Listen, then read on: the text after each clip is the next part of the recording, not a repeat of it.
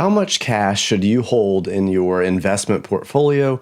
That's a question that a lot of investors ask, and it's one that I got on my Patreon page a couple of weeks ago. Spencer posted in the last Q&A video a question about cash, and then he had further clarification in the comments below, which sort of kicked off this really nice conversation between him and several other of the Patreon members. But the crux of the question basically revolved around whether or not to maintain some percentage of cash, in this case Spencer said about 5%, as dry powder just in case the market would tank and you would have a really good opportunity. So should you have cash in your portfolio, and if so, how much? In this video, we're going to talk about it. This video is for educational purposes only. It should not be considered investment, legal, or tax advice. It is not an offer to buy or sell any security. Past performance does not indicate future results. Investing is risky. First of all, I think we need to make the distinction between your investment portfolio, which is what I'm talking about here, and your personal financial situation.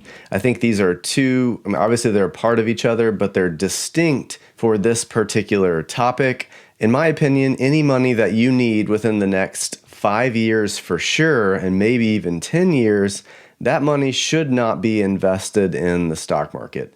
If, for example, you're saving for a down payment on a house, maybe you have a big event coming up like a wedding that you're saving for, or maybe a car that you're getting ready to buy, all of those are legitimate reasons to hold cash. I have quite a bit of cash that we're saving up for tax purposes and also to pay for a roof situation. So that is money that I am not investing in the stock market. I'm holding that as cash because if the market were to fall, I don't want to have to be forced into selling that at a bad time in order to pay for something that I know I'm going to need. So that is perfectly legitimate reason why you should always have at least some cash just for emergency purposes or for things that you're saving for. So that aside, now we're going to get into the question of what should you do in your investment portfolio, and this being money that you will not need for 10 plus years. I personally have no cash in my investment portfolio and don't plan to ever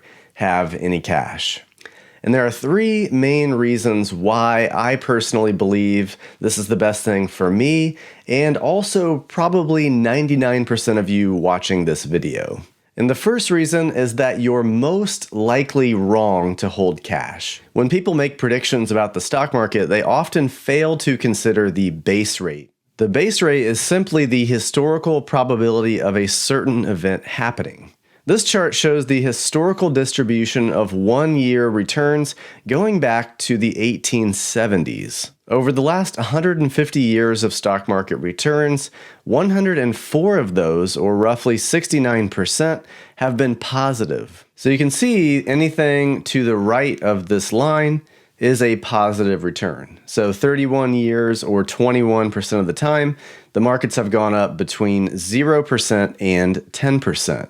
Another 21% of the time, the market has gone up somewhere between 10 and 20, and 17% of the time, the market's gone up between 20 and 30%. And then in 10% of instances, you had the market go up at least 30% or more. Now let's take a look at the left side, or the negative years. So in 15% of the years, the stock market's declined between 0 and 10%.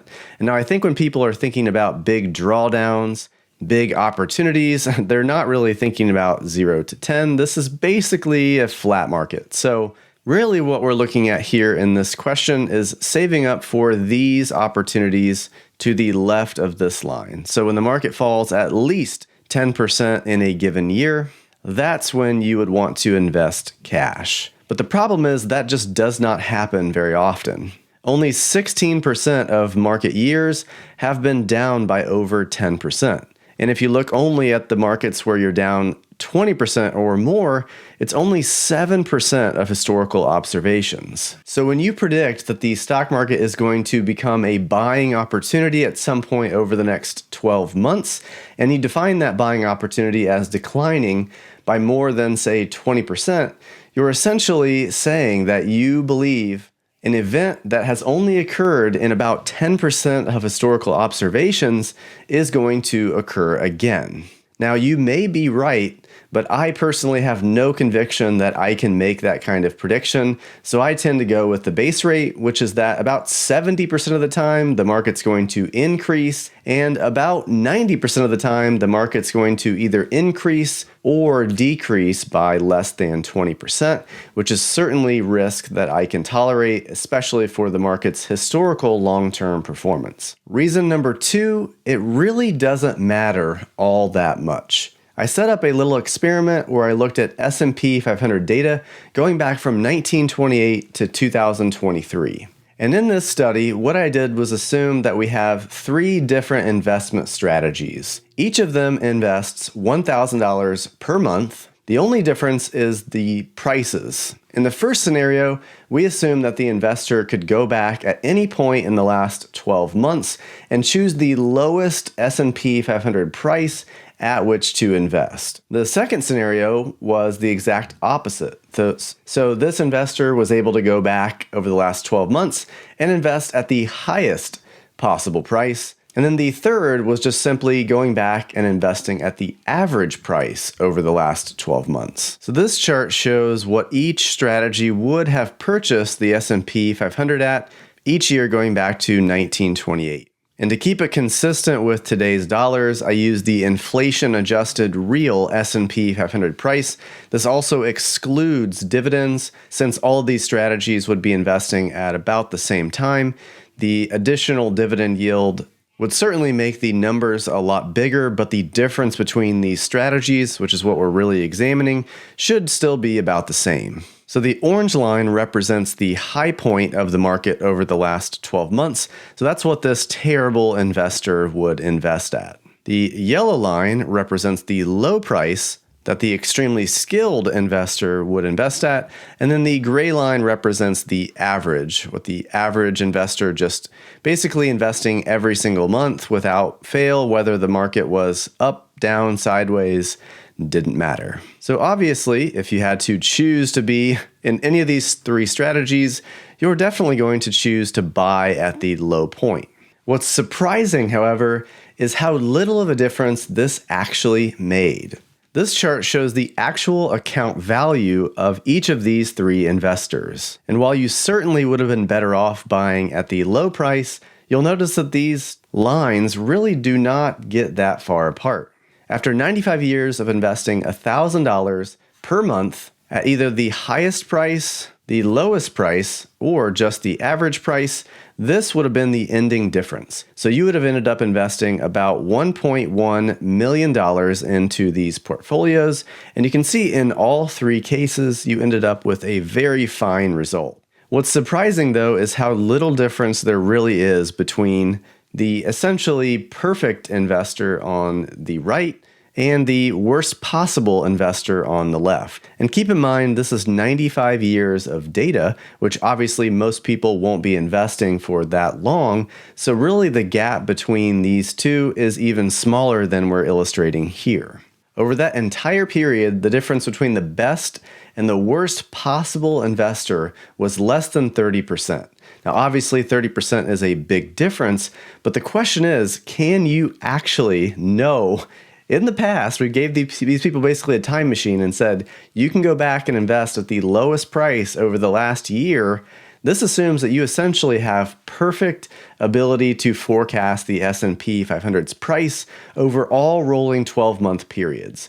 That is obviously not realistic, and even the best market timer, which I don't know of any, could not achieve nearly that level of success. But in my opinion, the number one biggest reason not to hold cash in your portfolio has to do with what's in here. And in the grand scheme of things, especially in the context of this data we just saw, 5% cash versus 0% cash versus 10% cash really won't make that big of a difference over time. But what it will do is cause you a lot of lost energy in trying to make these decisions, and it will also lead to a ton of regret.